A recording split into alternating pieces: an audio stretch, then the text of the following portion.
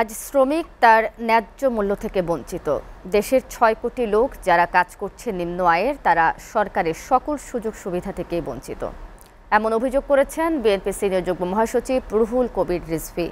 রাজধানীর কাফরুলে ওয়ার্ড ও থানা বিএনপির আয়োজনে তীব্র তাপদাহে পথচারীদের মাঝে পানি, খাবার, স্যালাইন ও তরমুজ বিতরণ কর্মসূচিতে তিনি বলেন, বড় বড় বিল্ডিং দেখালেই তা উন্নয়ন হয় না। জনগণের টাকা দিয়ে সরকার প্রচার চালাচ্ছে বলে অভিযোগ করেন রিজভী। বাম ডান পন্থা নয়, জনগণের ভোটে নির্বাচিত নয় বলেই এই সরকারকে কেউ ক্ষমতায় থাকতে দিবে না বলেও হুঁশিয়ারি দেন তিনি। কেয়ামতের আগ পর্যন্ত এই সরকারের অধীনে সুষ্ঠু নির্বাচন সম্ভব নয় বলেও জানান রিজভী।